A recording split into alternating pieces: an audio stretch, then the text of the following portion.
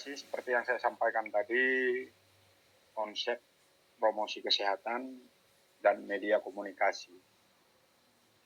Jadi konsep dan etika di situ, ya, konsep promosi, etika dan media komunikasi. Namun terlebih dahulu saya bertanya nih kepada teman sejawat semua. Saya mengatakan teman sejawat karena di sini terus RPL, Komisi Pembelajaran Lampau, sudah bekerja. Berarti teman sejawat saya dari terapis gigi dan mulut. Kira-kira promosi kesehatan gigi itu apa sih? Adakah yang bisa menjawab?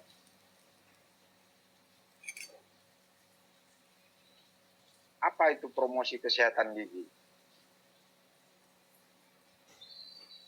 Jangan bingung-bingung, langsung saja kalau menurut saya.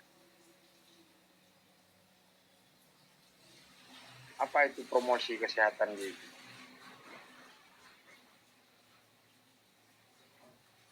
Apakah perlu saya sebutkan namanya atau langsung sampaikan namanya?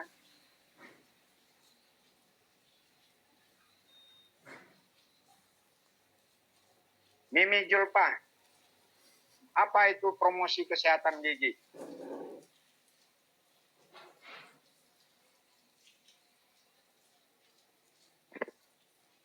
Ini nggak aktif kalau saya melihat nih.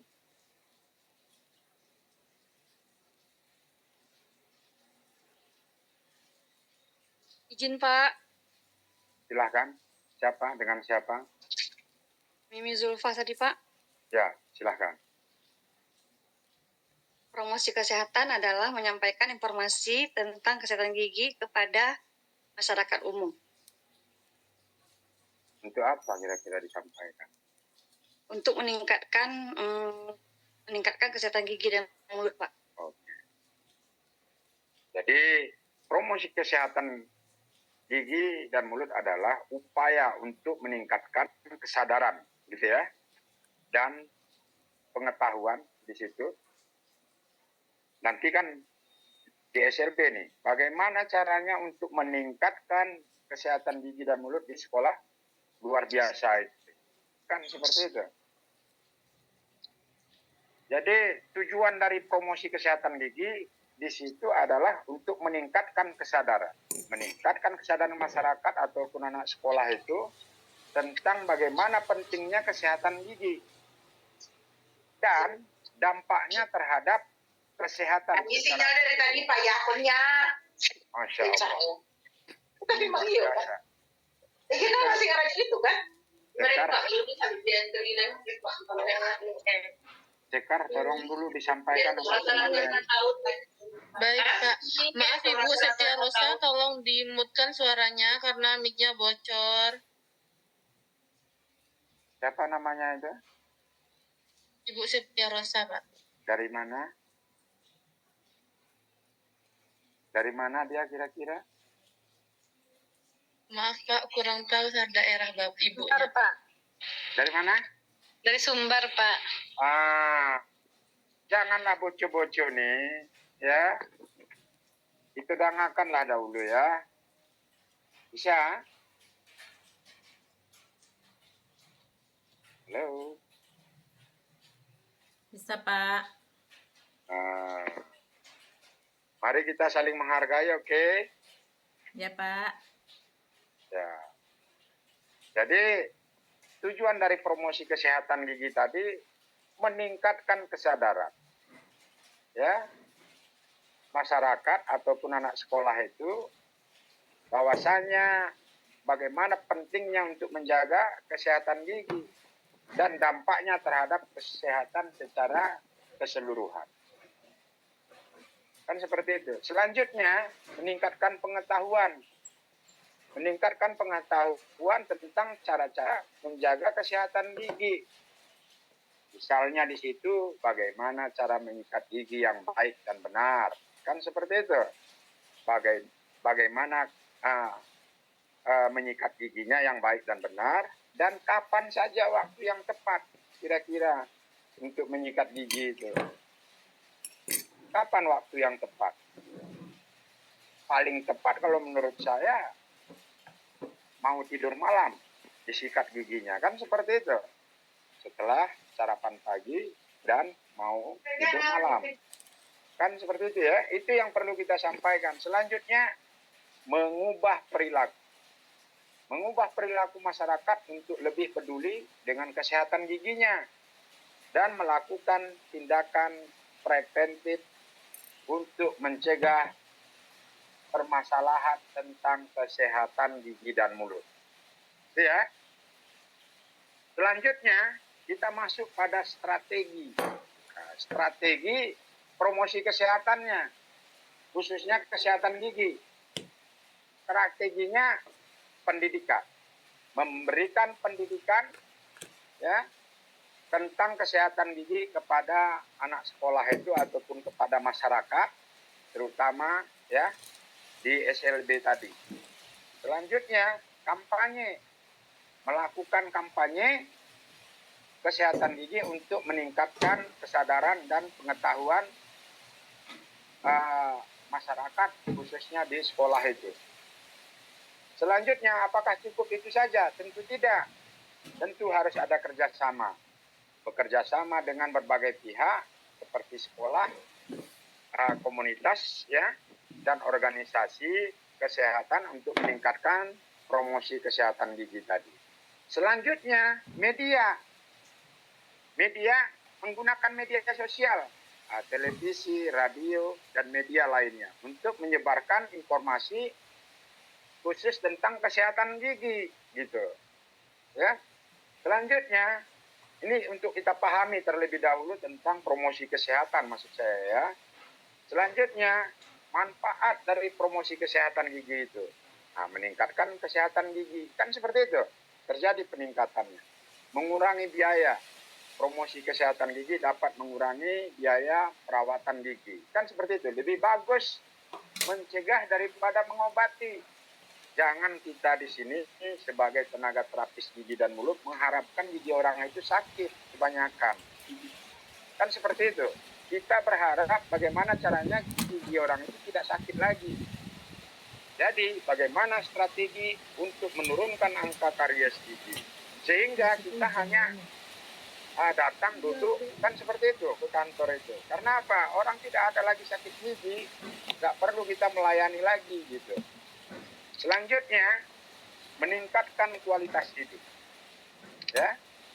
Promosi kesehatan gigi dapat meningkatkan kualitas hidup masyarakat dengan meningkatkan kesehatan gigi ya secara keseluruhan. Selanjutnya, tata tertib untuk besok gitu ya. Dan etika dalam promosi kesehatan. Jadi kesehatan gigi sangat penting untuk memastikan bahwa informasi yang kita sampaikan akurat. Itu dulu kata kuncinya. Kan seperti itu. Harus akurat, efektif, dan tidak menyesatkan bagi anak-anak sekolah itu besok. Ataupun tidak menyesatkan kepada masyarakat. Ada beberapa prinsip tata tertib dan etika yang perlu kita perhatikan. Yang pertama, konsistensi. Kan seperti itu, konsistensi. Jadi informasi yang kita sampaikan konsisten dengan standar kesehatan gigi yang berlaku. Jadi tadi saya dengar tadi ini. Dan ada dihubungi saya, bahwasanya kita besok turun gitu. Benar, harus turun. Ya, harus turun. Untuk apa? Pengambilan data. Nah, itulah namanya konsisten. Ya. Selanjutnya keterbukaan. Keterbukaan,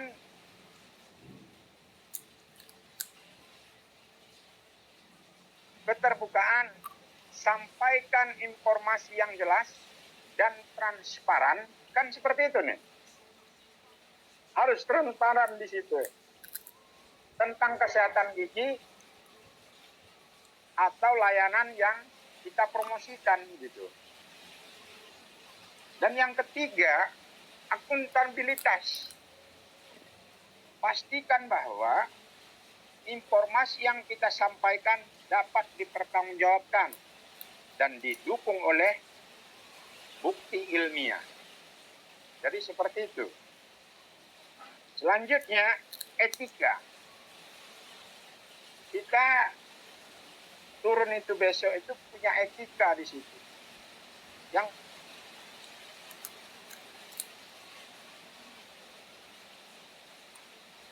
pertama, jujur dan tidak menyesatkan orang, jangan, gitu ya.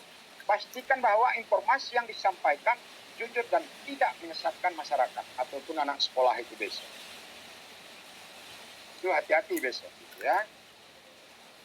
Menghormati privasi. Hormati privasi masyarakat ataupun anak sekolah itu dan jangan menggunakan informasi pribadi tanpa izin, gitu ya. Selanjutnya, yang ketiga, menghindari konflik kepentingan. Menghindari konflik kepentingan.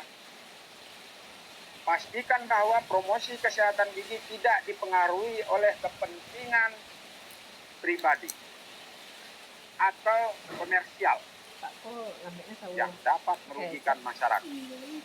Jadi, jangan nanti karena saya buka praktik, nah, kan gitu ya, maka ada hal-hal bagaimana caranya saya masukkan, saya berikan informasi untuk kepentingan saya gitu di situ. Jadi jangan seperti itu, maka perlu kita jaga ya. Selanjutnya yang keempat, mengutamakan kepentingan masyarakat itu ataupun anak sekolah SLB.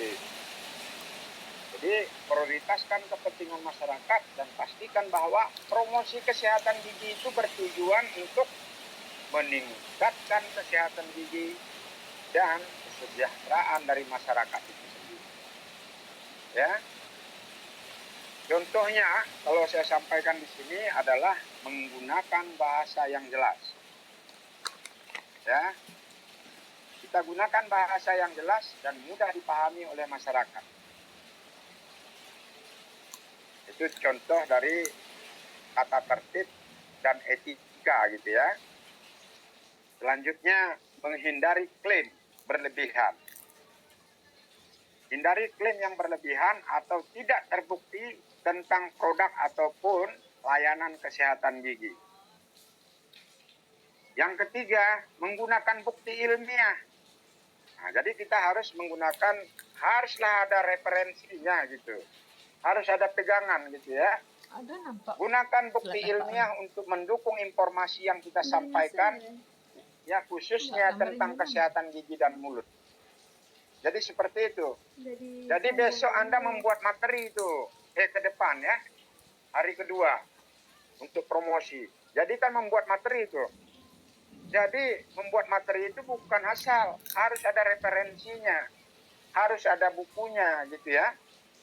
Kalau memang Anda menampilkan data, harus ada didukung oleh referensi gitu. Ya, itu yang perlu Anda pahami. Jadi dengan kita menerapkan tata tertib dan etika dalam promosi kesehatan gigi, kita dapat memastikan bahwa informasi yang kita sampaikan akurat, efektif, dan tidak menyesatkan masyarakat. Jadi sehingga bisa meningkatkan kesadaran dan pengetahuan masyarakat ataupun anak sekolah itu tentang kesehatan gigi dan mulut. Selanjutnya yang ketiga saya media promosi nih. Namun terlebih dahulu saya ingin bertanya kepada teman sejawat saya semua. Saya cari namanya dulu. Kalau tadi Mimi, sekarang Septia Rosa. Septia Rosa dari mana? Dari Sumbar tadi ya? Halo? Bisa mendengar suara saya? Saya ingin bertanya kepada Septia Rosa. Tia Rosa. Iya, Pak. Oke. Dengarkan pertanyaannya. Tolong Anda sampaikan apa perbedaan media promosi dengan metode promosi. Media alat untuk promosi, Pak. Selanjutnya, Kalau metode cara atau langkah-langkah untuk melakukan promosi. ya. Jadi membedakan media dengan metode. Metode, kan gitu ya, cara penyampaian. Kan seperti itu. Sedangkan media harus ada alat bantu. Jadi besok, ini tepat apa yang disampaikan oleh Jarosa ya. Jadi besok Anda mengambil data selanjutnya melakukan promosi kesehatan, Anda sesuaikan. Tentu punya media di situ. Ya, kalau tidak punya media tidak ini ya, tidak meriah. Tentu harus ada media. Tetapi harus disesuaikan dengan materi dan sasarannya. Kan seperti itu, sehingga bisa menarik nih. Sehingga bisa menarik. Jadi media promosi kesehatan gigi dapat berupa di situ media cetak. Kan seperti itu. Media cetak itu apa-apa saja kira-kira. Yang pertama ada brosur. Nah, jadi brosur dapat digunakan untuk menyebarkan informasi tentang kesehatan gigi dan mulut, ya, dan cara-cara bagaimana menjaganya misalnya. Selanjutnya poster, ya, kalau media cetak ya, poster dapat digunakan untuk mempromosikan kesehatan gigi dan menarik perhatian dari anak sekolah itu ataupun pada masyarakat tentu. Selanjutnya yang ketiga, majalah. Itu kan media cetak gitu ya. Majalah dapat digunakan untuk menyebarkan informasi tentang kesehatan gigi dan mulut, memberikan tip-tip untuk bagaimana menjaga kesehatan giginya. Selanjutnya, media elektronik. Media elektronik ada televisi, ya kan, ada radio, ada internet. Pak, kok bagi layar apa enggak? Saya rasa nggak perlu saya sampaikan penjelasan televisi itu lagi, pengertian televisi gitu ya. Kalau memang perlu, baiklah, televisi dapat digunakan untuk menyebarkan ya informasi tentang kesehatan. Radio juga seperti itu, kan gitu. Saya rasa kita sudah paham di situ ya. Selanjutnya, ya silahkan. Pak, Bapak apakah membagikan layar saat ini apa tidak, Pak? Soalnya di saya nggak ada nampak, Pak. Bagaimana? Apakah saat ini Bapak membagikan materi atau tidak, Pak? Soalnya di saya nggak nampak materinya, Pak. Memang tidak ada materi. Oh iya, Pak, ya, Ya. Pak. Makasih, Tidak Pak. ada materi. Nah, Ya, Pak. memang tidak ada materi. Ini kan untuk mengingatkan, materi kita kan sudah ini. Oh iya, Pak. Kan sudah, ya. Masalah promosi kesehatan sudah. Sekarang Siap, untuk Pak. besok. Ini kan coaching gitu ya. Ya, Pak. Makasih, Pak. Persiapan untuk pelaksanaan besok. Gitu ya.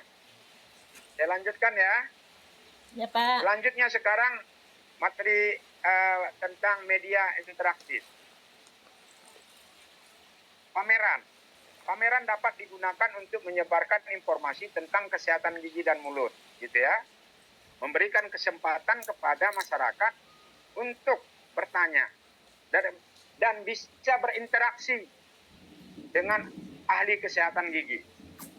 Selanjutnya seminar, gitu.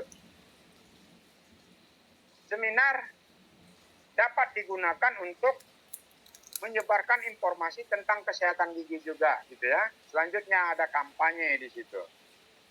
Jadi dengan menggunakan berbagai media promosi kesehatan gigi, kita dapat meningkatkan kesadaran dan pengetahuan masyarakat khususnya tentang kesehatan gigi dan mulut.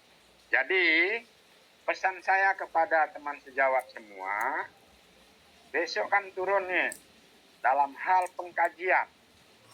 Pengkajian itu pengambilan data awal kan? Benar? Benar, Pak. Melakukan pemeriksaan kesehatan gigi dan mulut. Itu. Jangan lupa bawa KSP. kartu status pasiennya. Saya yakin dari koordinator sudah ada instruksi berapa orang yang harus diperiksa. Ya. Selanjutnya Anda tentukan nanti apa kira-kira masalahnya. Selanjutnya apa masalahnya, sesuaikan dengan materinya. Setelah sesuai dengan materinya, maka Anda tentukanlah nanti medianya, apa yang tepat kira-kira. Tadi sudah saya sampaikan ada media cetak, gitu ya. Ada media elektronik. Apalagi media-medianya. Kan seperti itu, ada media interaktif. Yang tepatnya itu pasti yang dicetak misalnya. Ya.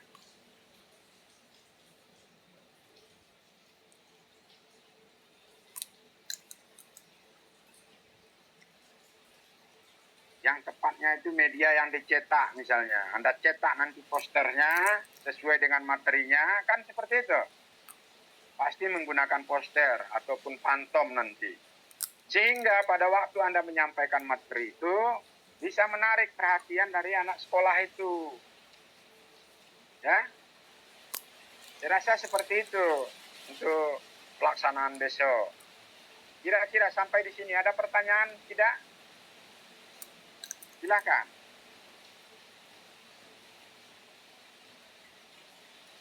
Halo, Izin Pak, silakan sebutkan nama. saya Lilis Pak. Ini Pak, tadi kan kita ada arahan untuk medianya poster Pak.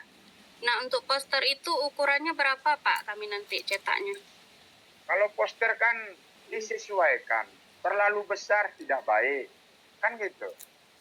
Terlalu kecil juga jangan. Bagaimana caranya membuat poster itu yang semenarik mungkin. Pada waktu Anda demonstrasikan, bisa jelas dilihat. Tulisannya jelas, gambarnya jelas. Kan seperti itu. Jadi kira-kira berapa layaknya? Apakah 60 kali 80? Kan seperti itu. Karena Anda buat nanti 1 meter kali 70 terlalu gede.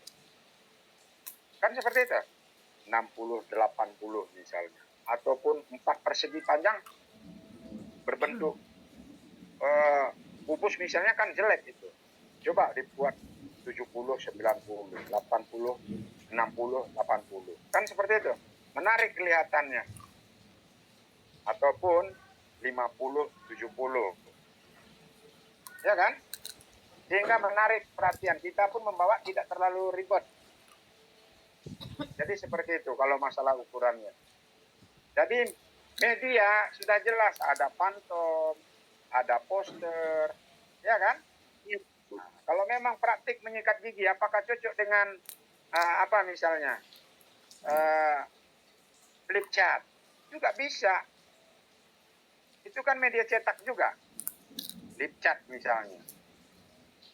Iya kan? Poster. Juga bisa. Tetapi dengan adanya pantom gigi dengan sikat gigi, Anda demonstrasikan bagaimana cara menyikat gigi yang baik dan benar. Kan seperti itu. Anda bisa melakukan gerakannya. Bagaimana gerakannya untuk gigi anterior, rang atas dengan rang bawah, sesuai dengan arah pertumbuhan gigi. Berarti naik tuh, naik turun. Kan seperti itu. Langsung dilihat gitu. Udah tuh kita menggerakkan pun tidak terlalu buru-buru. Jadi pada waktu kita melakukan promosi itu kan bahasa yang pertama terlebih dahulu. Selanjutnya intonasi bahasa. Naik turun. Jangan melengking terus. Bahasa mudah dipahami oleh anak-anak itu. Kalau memang anak-anak sekolah dasar, anak-anak SLB, kan ada keterbatasan di situ. Tentu kita tidak boleh buru-buru. Bahasa kira-kira bagaimana yang mudah dimengerti mereka. Kalau bisa disertai dengan bahasa anaknya. Bagaimana bahasa anak? Beda dalam penggunaan bahasa dengan orang dewasa.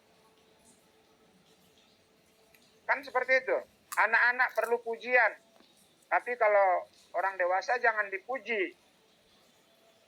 Kalau dipuji nanti lain lagi nanti. Jatuh hati nanti. Kan seperti itu. Anak-anak perlu sentuhan. Begitu dia bisa misalnya, kita beri pujian. Kan boleh? Boleh. Tapi kalau orang dewasa nggak boleh dipuji, nggak boleh disentuh. Gitu. Karena kalau pada anak-anak itu perlu sentuhan. Jadi seperti itu. Ada pertanyaan selanjutnya?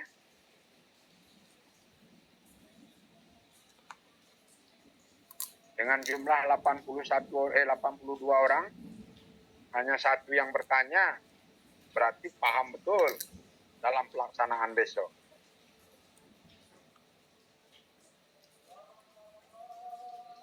Yang penting seperti yang saya sampaikan tadi, etika ya, tata tertib dan etika dalam hal pelaksanaan. Jadi kita berbasis data dan punya referensi. Jadi seperti itu. Selanjutnya, teman sejawat ada pertanyaan kira-kira?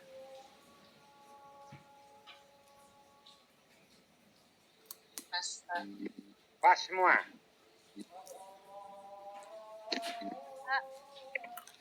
Maaf Pak, izin bertanya Pak. Silahkan sebutkan nama.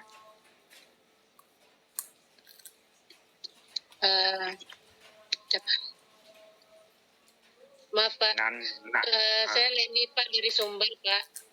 Ya, silahkan. Mengenai ini Pak, yang untuk promosi kesehatan ini, yang kita ke Askep KBK, nanti tugas akhirnya untuk kalau nggak salah tadi disinggung sama Bu Intan ada membuat makalah atau apa gitu tadi Pak. Itu Pak. Jadi kita yang di luar Aceh ya, di luar Aceh jadwal bisa disesuaikan kegiatannya kan seperti itu. Selanjutnya tugas akhirnya harus dibuat makalah, kan seperti itu. Dalam bingkai tentang promosi kesehatan gigi dan mulut, kan itu. Berarti membuat makalah ya Pak ya, memastikan itu tadi.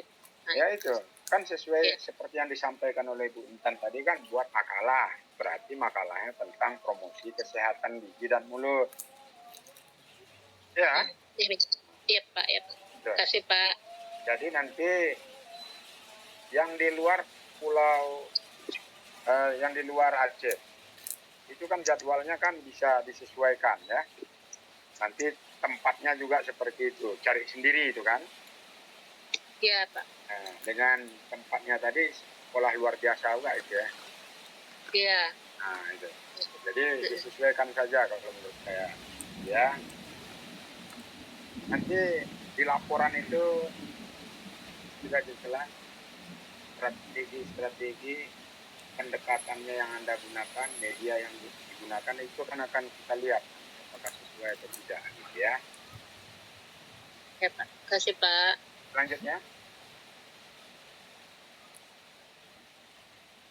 Selanjutnya ada pertanyaan? Izin bertanya Pak. Silahkan. Pak, maaf Pak, tadi terkait ukuran poster kan Pak. Jadi kami masing-masing mahasiswa kan ABK-nya, misalnya ada yang 2, ada yang 3 kan Pak, anak asuhnya. Ya. Jadi kalau untuk ukuran posternya yang tepatnya berapa ya Pak? Misalnya 2 anak asuh, berapa kira-kira Pak? Jangan terlalu lebar, jangan terlalu besar. Ini kan tidak rame nih, anak asuhnya hanya 2 atau 4, kan gitu ya, 2 sampai dengan 4 orang. Makanya saya bilang tadi, kalau terlalu besar, bawanya ribet. Ya, nggak menarik, karena terlalu besar sekali. Kenapa nggak dibuat misalnya 50 kali 70? Lebarnya misalnya 50, tingginya misalnya 70. Ini misal gitu ya. Selanjutnya, kalau terlalu kecil misalnya, ukurannya 20 kali 30 atau 40, itu sudah terlalu kecil, nggak menarik. Kan seperti itu. Selanjutnya kita buat 40 kali 60. Bisa juga, karena hanya peserta hanya sedikit. Pada waktu kita pegang itu kan enak itu. Selanjutnya pewarnaan. Disesuaikan kalau warna gigi, kira-kira yang tepat warna gigi bagaimana ya? Kalau akarnya, kalau mahkotanya, kan seperti itu nih. Kalau gigi karies bagaimana bentuknya ya? Ya kan? Jadi kalau soal ukuran tadi, karena audiennya tidak ramai, kalau saya itu cukup 40 kali misalnya 60. Karena nggak rame gitu. Kecuali satu kelas, itu bisa 50 kali 70, 60 kali 80. Nah, gitu ya. Kalau ramai, ini nggak rame. Oke? Tinggal disesuaikan saja nanti. Maksudnya itu 40 kali 60 itu senti ya, dalam bentuk senti, sentimeter gitu ya. Selanjutnya ada lagi? Baik Pak, terima kasih Pak. Ya. Selanjutnya?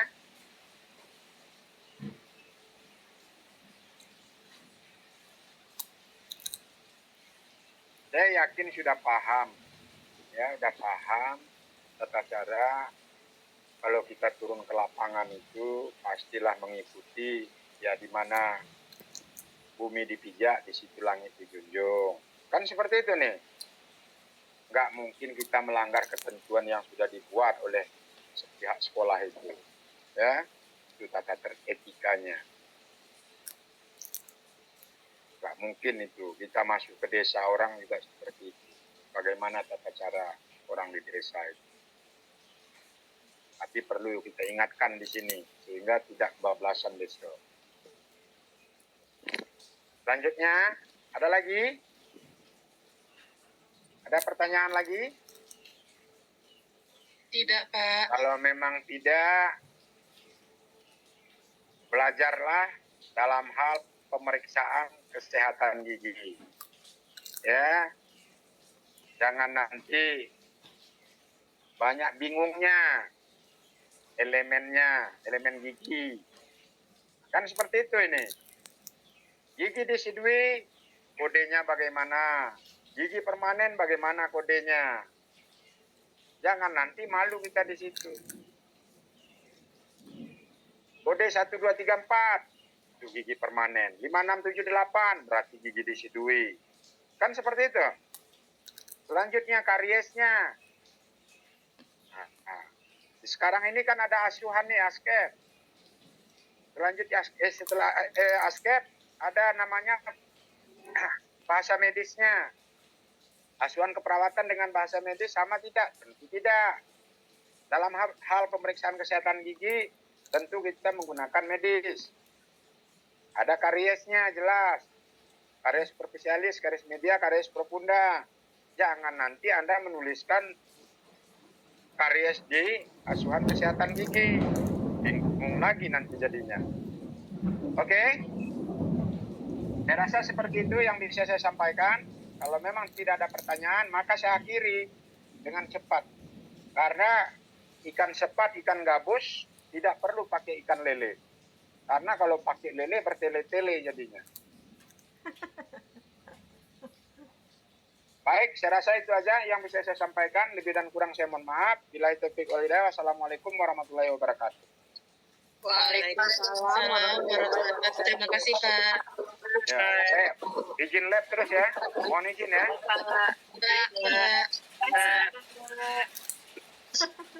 Jangan keluar dulu Bapak dan Ibu. Nanti selanjutnya akan disampaikan Ibu Nia. Terima kasih. Baik, Adik.